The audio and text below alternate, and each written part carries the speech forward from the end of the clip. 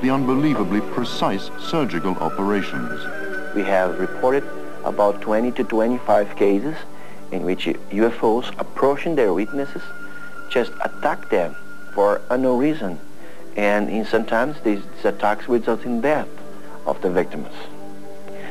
And there's a very special case that we are focusing our attention in the last 6 months, which is the first case ever reported in the world of a human mutilation by extraterrestrial. This case is very, very ugly. It's a case that must be shown because it's real, but it's also a case that shocked people. The case happened, a man was found about 48 hours after his death with several wounds, cuts in the body, and with removal of many vital organs. We have connected this case to mutilations of animals that happen for 40 years all over the world and are made by extraterrestrial. Well, for instance, we have these photographs to show what we mean. This is a photograph made by the police of the state of São Paulo. You can see holes in the man's upper arm near the shoulders, and you can see that the tissues from the mandibles of the man were extracted, and the cuts were precisely done in countering the bones of the face. The eyes were also removed, along with great extensions of tissues along the head. Many holes were found, symmetrical holes, perforations were found in the man's head, throughout which were extracted part of the brain tissue. This is a very amazing picture, but it's very, very similar, fantastically similar to the ones we have taken from animals mutilated all over the world.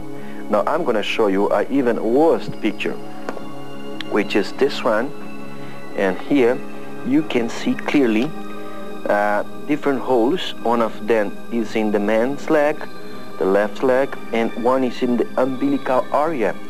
Throughout this hole was extracted a lot of organs, like the stomach, the liver, a part of the lung, the heart, and the intestines, and other organs were extracted by this hole that is not very big at all.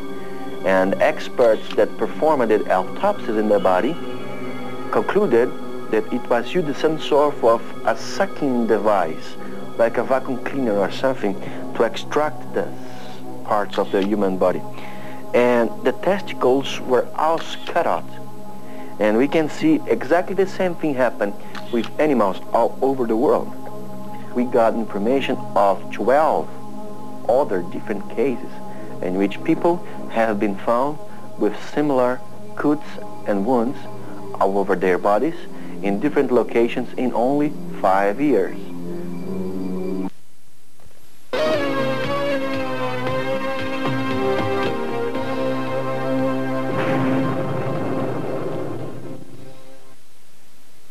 Twinkle, twinkle, little star, how I wonder what you are. In olden days, many cultures gathered at Timbuktu to study the sky there. Man has always felt alone in the universe and always wished he weren't. And the more we understand about our galaxy, the more we wish to know. But maybe we're just looking in the wrong place. After all, there are people on our own planet Earth who claim descendants from the stars. One of them, the Dogon, a tribe hidden in the heart of Black Africa. Now maybe there we can find a connection. Maybe there we can find that elusive pathway to the stars. And the marketplace is still the center of attraction and a crossroad for all kinds of people. We turn to them for some answers. The explorers asked men of Tuareg, wrapped in indigo. And by piecing together many bits of information, they learned that Egyptians did come to Timbuktu in ancient times, and that they came to teach astronomy to revive the beliefs of their ancient empire. Turbaned Black Africans revealed that these Egyptians said they were descended from extraterrestrials.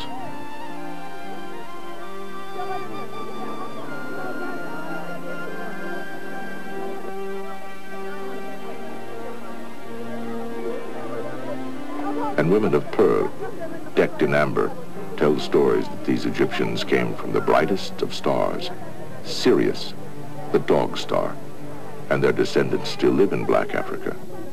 They are a tribe called the Dogon. The final clue they found in the song of a troubadour. He sang of the trail of salt that led to the people of the stars.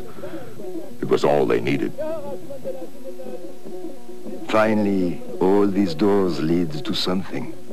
It's a 20-day camel walk to the salt mines. We tried to go, but only the Moors and Tuareg can enter and return alive.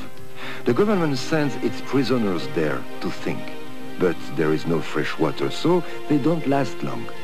We decide it might be better to meet the traders on their way back.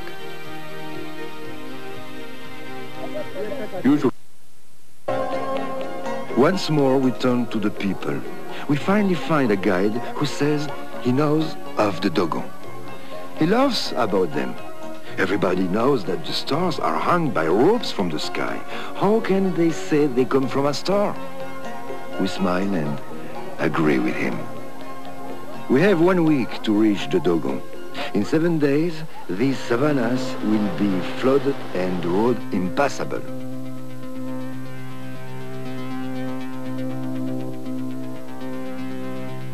Already now, Their guide leads them to a high crack in the cliffs, saying it's the only entrance to the village.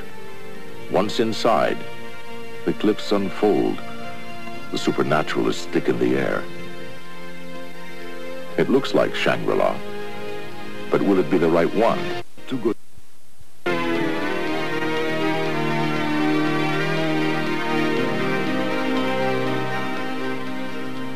it is hours before we get to the village, and the guide tells us we have arrived at the Dogon.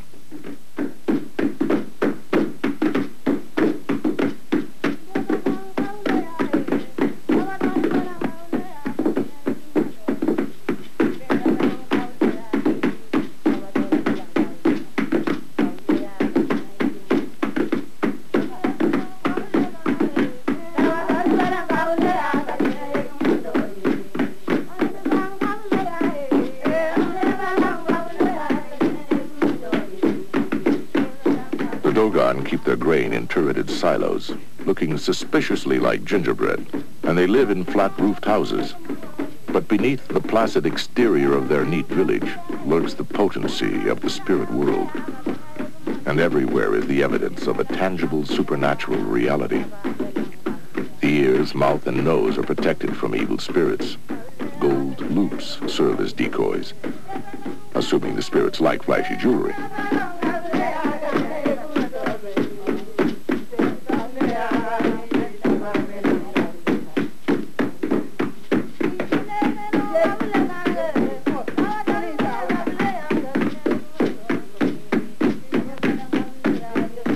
Skulls are wall sconces for the witch doctor.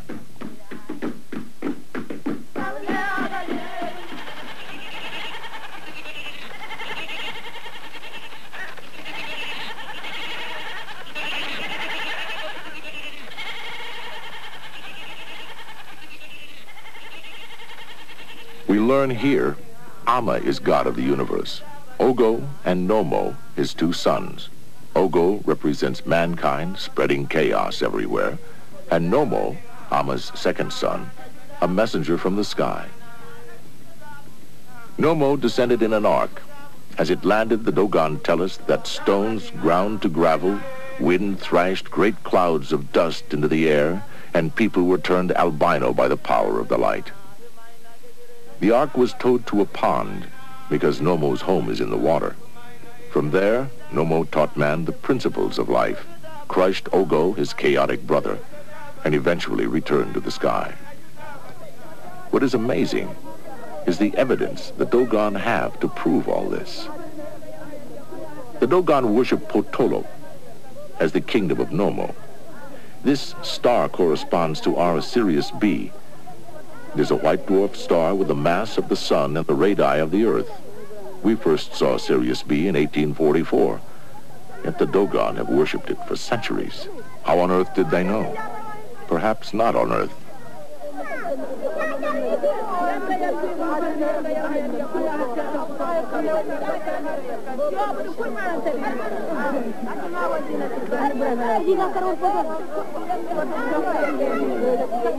This is the village of the dead. Everyone here is passed on to the spirit world. Their bodies are wrapped and sealed in these caves with mud.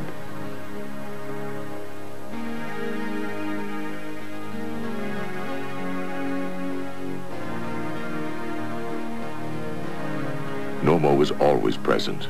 The tree at the center of the village links our land to his in the sky. Nomo parallels the Christ figure in our mythology. His symbol was the fish, and like Christ, he was crucified. And this is his resurrection, the Sigi dance, held once every 60 years when the great masks are taken down from the caves, and all the gods are there. 60 years. It's strange. Contemporary astronomers tell us that every 60 years the grand conjunction between Jupiter and Saturn occurs. Yet, these so-called primitive people without the aid of sophisticated equipment have this knowledge. And for them, the purpose of this dance is the renovation of the world.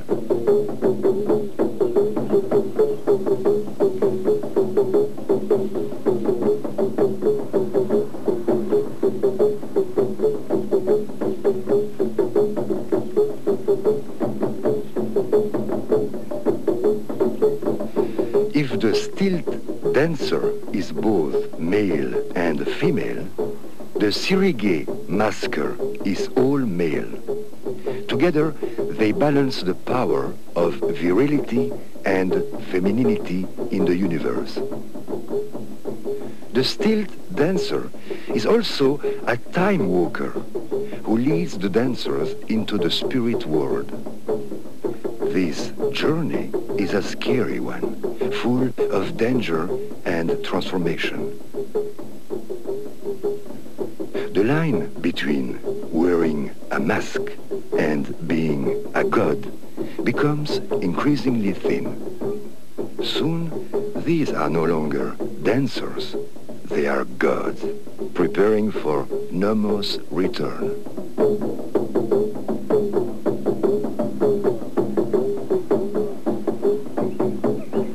The Dogon tribe has long understood many invisible marvels: circulation of the blood, the Earth's rotation on its axis. These copies of their cave painting show the moons of Jupiter, the rings of Saturn, and the orbit of an invisible star, Sirius B, around the dog star. The Dogon knew all these facts 6,000 years ago, but modern scientists found Sirius B only 120 years ago. The Dogon say their knowledge came from Nomo, their ancestor, who came from Sirius in a saucer-shaped ark. He was the son of a god. He was crucified about 3,000 years before Christ. If he should again descend from the sky, will we be ready for him?